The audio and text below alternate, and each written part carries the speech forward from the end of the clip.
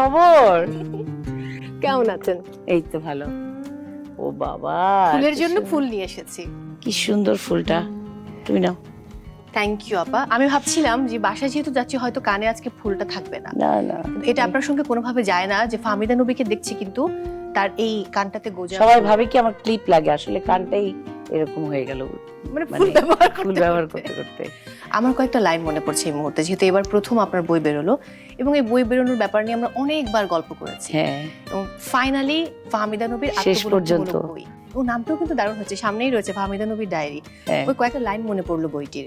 মানুষ হারায় না, ক্লান্ত হয়, হারায় শুধু বাস্তবতা, বাড়ে বিস্ময়, চেনা মানুষ অচেনা হয়, প্রশ্নগুলো উত্তর খুঁজে খুঁজে হতাশায়। দর্শক, এই মুহূর্তে আমি রয়েছে আমাদের ভীষণ ভালোবাসার অত্যন্ত গুণী সঙ্গীত শিল্পী ফাহমিদা নবীর বাসায়, এবং আমি শুনেছি তিনি কদিন পর পর তার ইন্টেরিয়র চেঞ্জ করেন। আমি জানি না যে এই ইন্টেরিয়রটি কবে চেঞ্জ করেছেন। আপনারা দেখছেন এই মুহূর্তে ইস্পাহানি মির্জাপুর স্মৃতিতে ভরপুর ঈদ। সো পুরোটা আয়োজন জুড়ে আমাদের সঙ্গে থাকতে হবে। আমি প্রথমেই ক্ষমা চেয়ে নিচ্ছি, কারণ বহুবার ডেট দিয়ে আমার আসার সুযোগ হয়নি। কিন্তু আমার শাড়িগুলো কোথায়? সব আছে একদম রেডি, এক একজনের এক একটা ব্যাগ, তোমারটাও আছে। আমি খুবই খুবই হ্যাপি। কিন্তু ঈদের কেনাকাটা ওই শাড়িটাও আছে, কিন্তু কোনটা যেটা আমি চেয়েছিলাম ওইটা যে কি দারুণ শাড়ি, এবং আপনি যে দিয়ে দেবেন আমি এটা ভাবিনি। আমি ভেবেছি যে অন্য শাড়িগুলো হয়তো আমাকে কে চাইলো বুঝতে হবে তো Mou. Thank you so much আবার, love you. By the way, কেনাকাটা কি শেষ ঈদের? ঈদের যতই কেনাকাটা হয়ে যাক, মানে অনেক সময় ভাবি যে আগে থেকে করে রাখলেই ভালো, কিন্তু lastminute.com এটা কিন্তু মনেই হবে ও এটা আরেকটু নিয়ে আসি। এটা হতেই পারে, এটা কিন্তু মজাও খুবই। এবং এই বছরটি আপনার জন্য খুব স্পেশাল, যেহেতু এই বছরে প্রথম বই এলো। এবং আপনি বলছিলেন যে আমি লিখছি, আমি ফেসবুকে লিখছি, নিজের ডায়েরিতে লিখে রাখছি, এবং নামটাও দিয়েছেন ফাহমিদা নবীর ডায়েরি।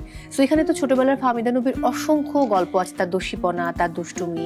ঘটনাটা অন্য, আমার যে প্রতিদিন যে ঘটনাগুলোর সঙ্গে আমি পরিচিত হই, তোমারও গল্প আছে এখানে।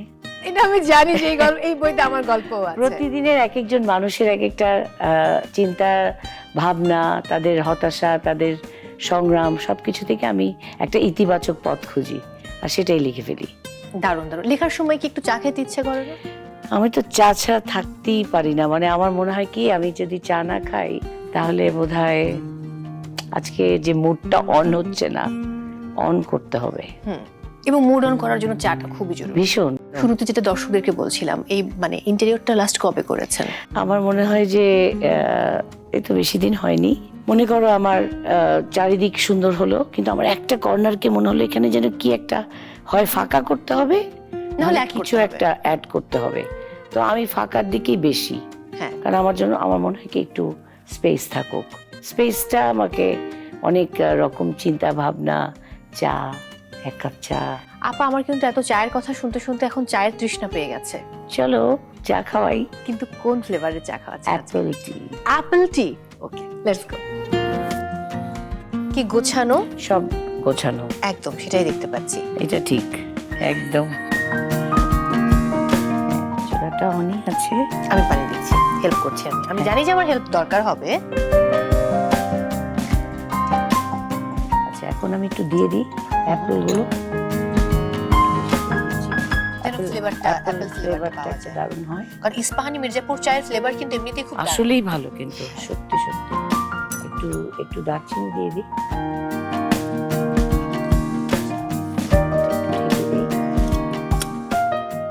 আপনারা 4 ভাই বোন, সবচেয়ে দুষ্ট আমার জানার মতে হচ্ছেন আপনি। তো এরকম ঈদের সময় বা চাঁদ রাতে দেখা যায় যে আমরা তখন জামা কাপড় লুকিয়ে রাখি।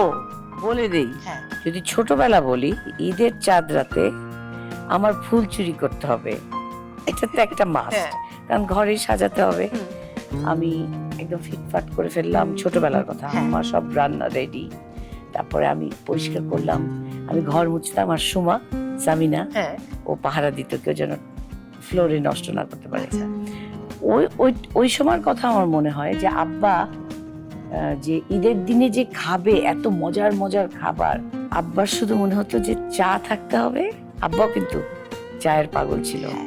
তারপরে চা থাকতে হবে, সেমাই, জর্দা সেমাই, দুধ সেমাই, পরোটা, আর হলো এই কোরমা।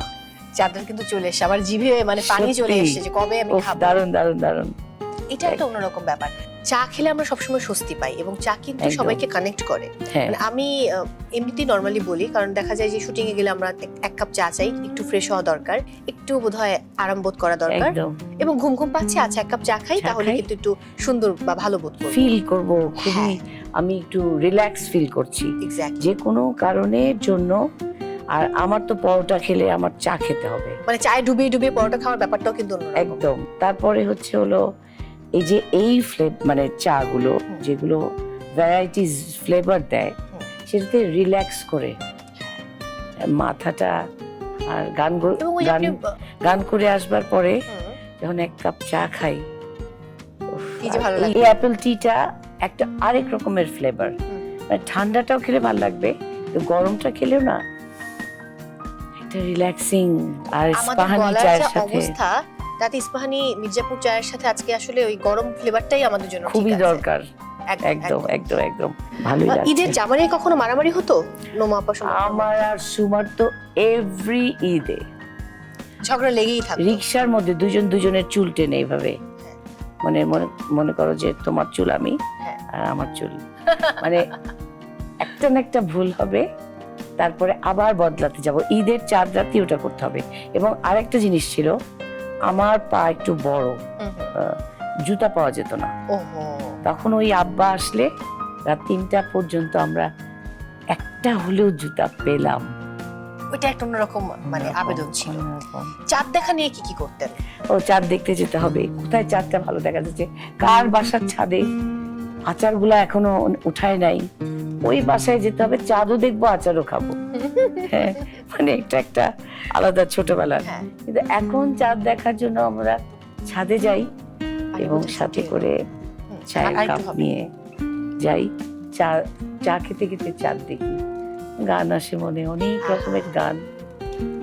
ওটা আসলে অন্যরকম ভালো লাগা কাজ করে, মানে গানের সঙ্গে চায়ের সম্পর্ক কিংবা চাঁদ দেখার সঙ্গে চায়ের সম্পর্ক বলি, এবং পারিবারিক বন্ধনটা অনেক দৃঢ় করে।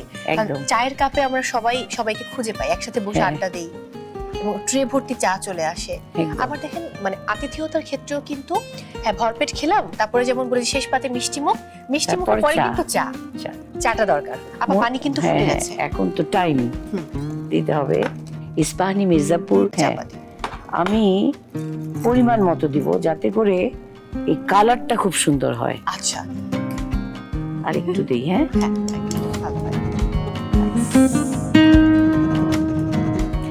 কি ভাল লাগছে, খুবই। কালারটা দেখেন, দারুণ, কি সুন্দর গন্ধ।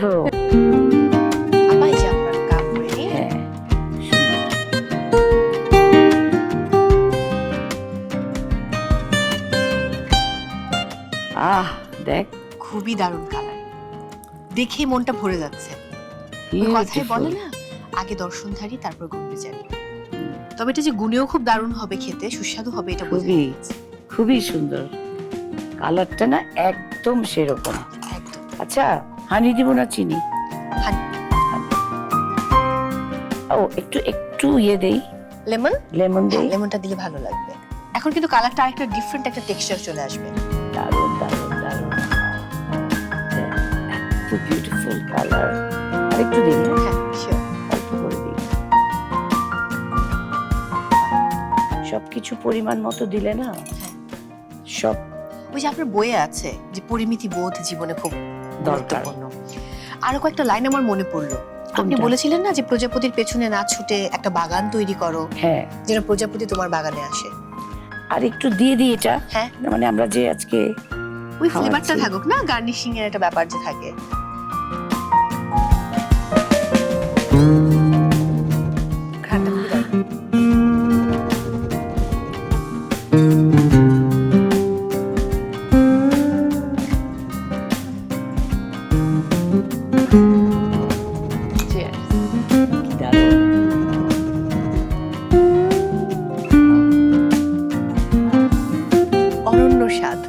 আপনারাও জেনে গেলেন অ্যাপেল টির সিক্রেট রেসিপিটা।